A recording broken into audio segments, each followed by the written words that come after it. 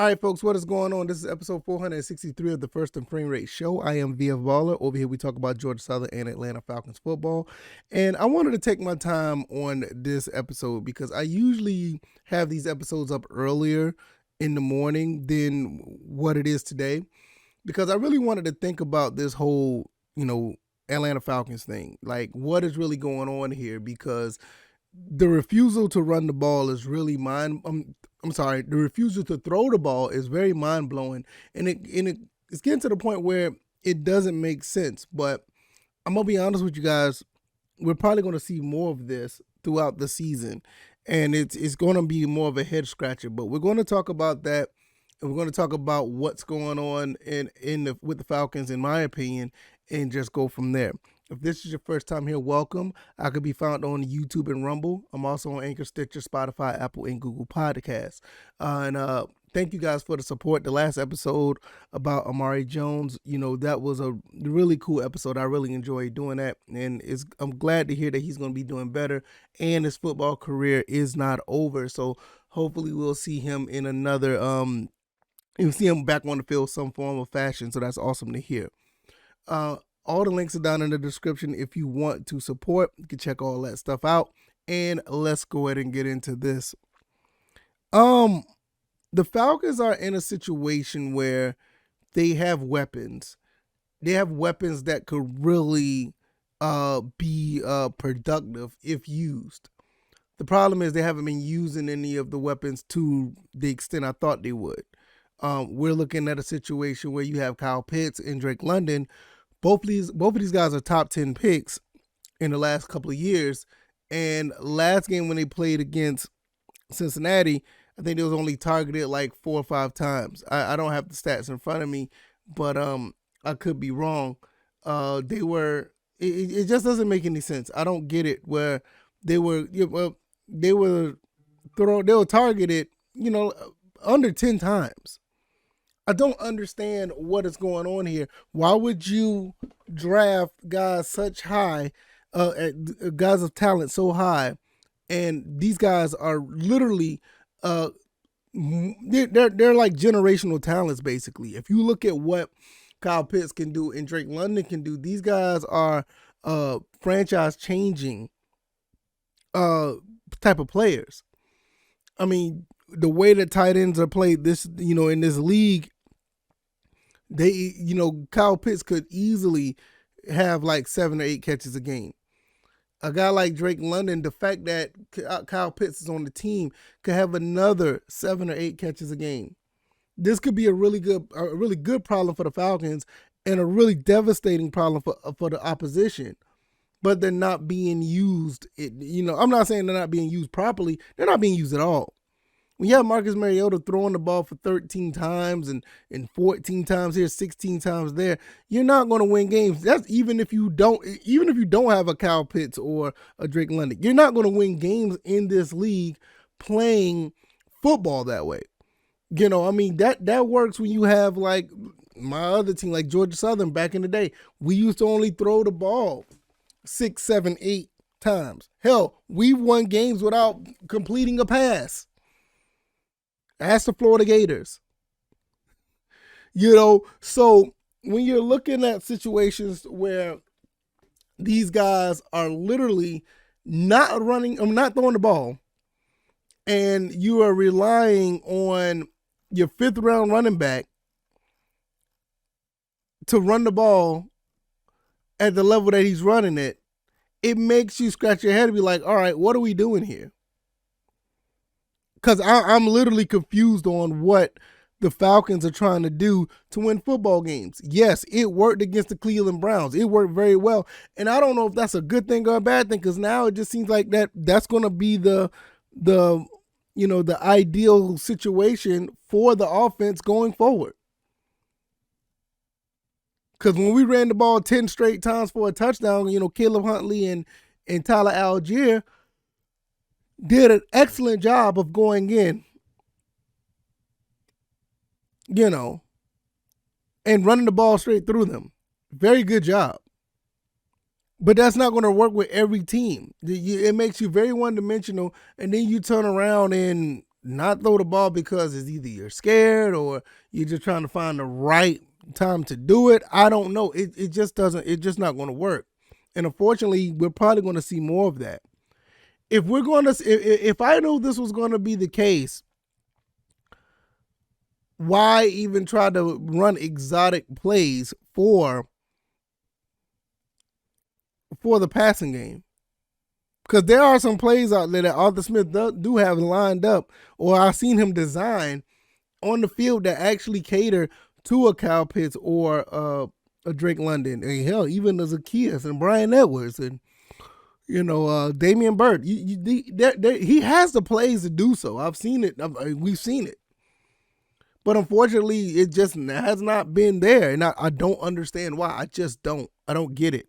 I mean, in my opinion, is almost a head scratcher. If you're gonna, if I known that this was the case, why didn't he just draft a running back the first year? Number 4 overall, I get it. But if we know what we know now, and I've been saying this from the beginning, forget the quarterback stuff. Forget about the, Kyle Pitts. When the 2021 draft came about, I thought we was going to pick somebody like Najee Harris. And knowing what we know now, that probably wouldn't have been a bad look because we're running the ball like crazy now. Okay, we didn't get Najee Harris. All right, that's fine. That's cool. I'm not worried about that. Second round, I thought they were going to get Javonte Williams. I mean, if you're going to run the ball like this, I mean, what was wrong with that? You know what I mean? So let's jump to the 2022 draft. We taking number 8 overall Drake London. Okay, that's fine. But if I know you're going to run the ball like this in the second round, Breece Hall was right there. 2 picks before you got Ebiketie. Now, don't get me wrong. I get it. Breece Hall is injured now. He has a torn ACL, but he was doing damn good for the Jets. He had almost 500 yards rushing already in the season. If you're going to run the ball,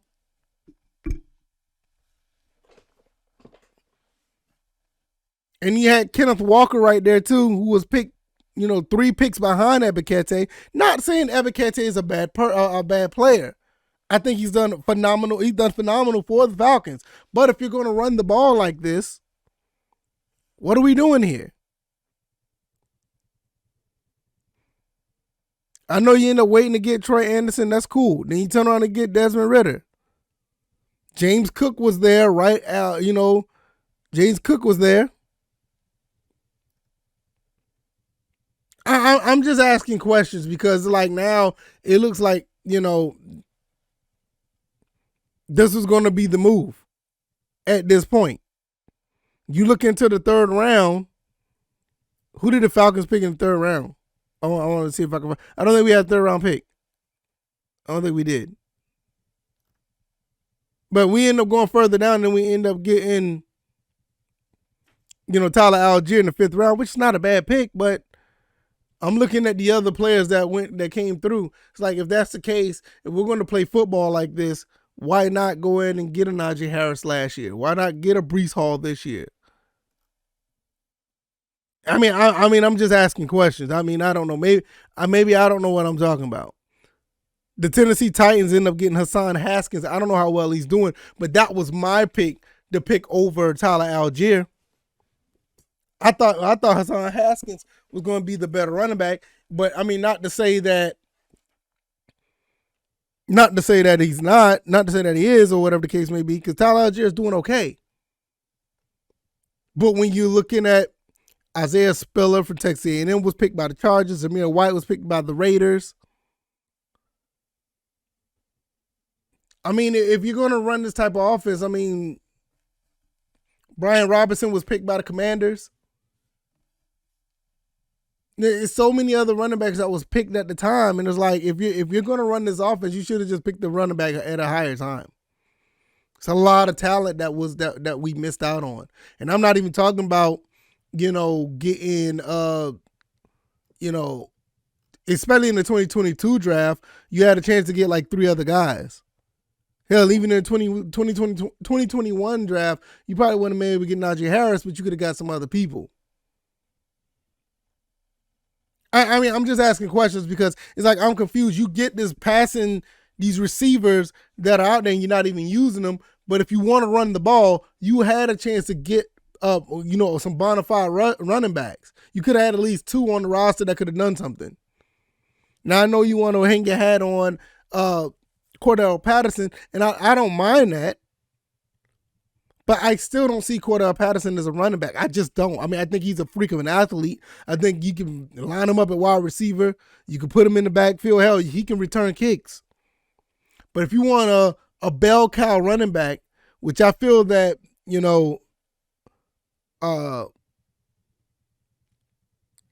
Cordell Patterson has been doing,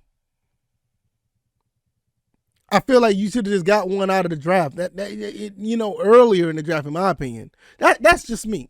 I don't know, because like right now, we're probably going to see more of this for some reason, because they don't trust Mariota to throw the ball. It's obvious they don't trust Mariota to throw the ball, because last year when Matt Ryan was throwing the ball, Matt Ryan was throwing 30, 40 times a game, even with the less of a talent at receiver. So it's not because of, I don't think it's because of the philosophy of the team, of what the scheme that he's trying to run. I just think he knows that Mariota is not to be trusted throwing guys open, reading defenses.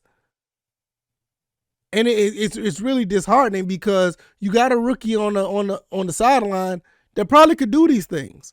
Extremely intelligent guy in Desmond Ridder. I'm not saying he's the answer to all the problems, but you have a guy that can actually do something.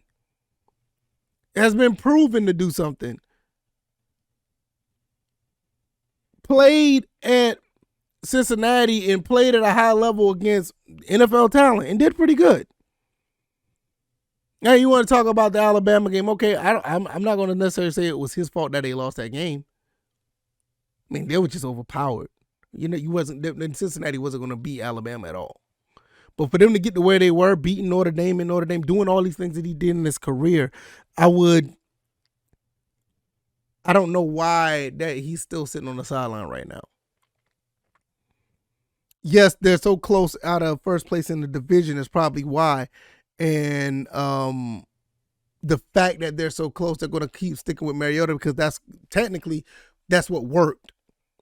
I mean, even though we're sitting there talking about this the entire time, it has worked. So they're going to stick with this until they can't anymore. They get 2-3 games below 500, I think it's going to be a wrap for Mariota. As long as they're around one game below 500, or they're going to be at 500 or above, they're going to stick with Mariota, because, I mean, if it ain't broke, don't fix it, right? So I get that aspect. But when he's not functioning as a quarterback, throwing the ball downfield, completing passes, making, being a playmaker, holding the ball in his hand. I mean, running the ball, yeah, but I'm talking about throwing the ball. Throwing guys open, making space for your receivers, getting these guys an opportunity to make yards after the catch. And it's not that it's not that he's not doing it. It's just like the plays are not there to do it. It's not like he's throwing the ball 30, 40 times and it's just bad football play. It's just that he's throwing the ball 13, 14, 15 times and not getting opportunities. So I'm really confused about what's going on here. I don't know what to even say when it comes to this, because in one hand, you pass up on like 4 or 5 different running backs when you're trying to run the ball. Like I said, at one point, I wasn't against getting Najee Harris. I wasn't against getting, who else? Javonte Williams. I wasn't against that at all. Now, I know Javonte Williams went like 5 spaces before Richie Grant. I get it. But sometimes you got to make that sacrifice. Especially if this is going to be your offense, you got to make something happen there. I think after that, I'm looking at the 2021 draft. I don't think there was another running back picked after Javonte Williams. That is wild. The next running back was picked was Trey Sermon out of in the third round. That's crazy. I would have never guessed that.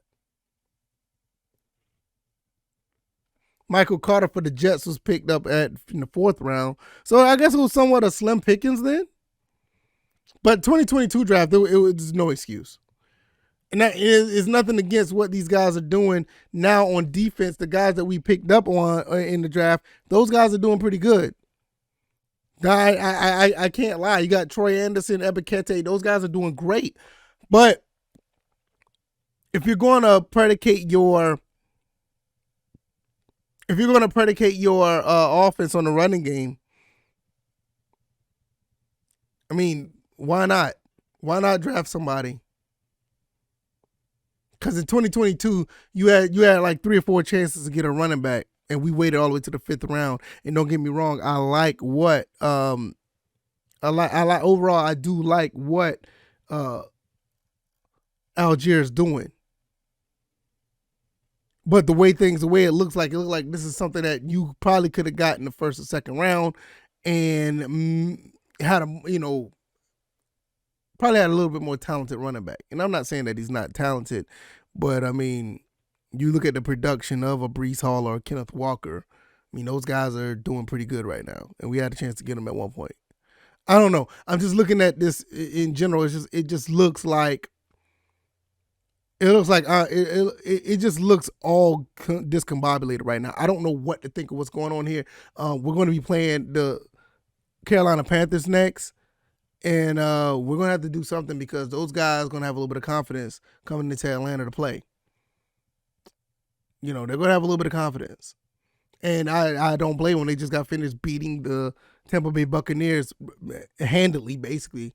They beat the bricks off of them, to be honest. I mean, the score 21-3 was bad, but that game looked like it could have been 35-3. It just looked really bad for the it looked really bad for the Tampa Bay Buccaneers.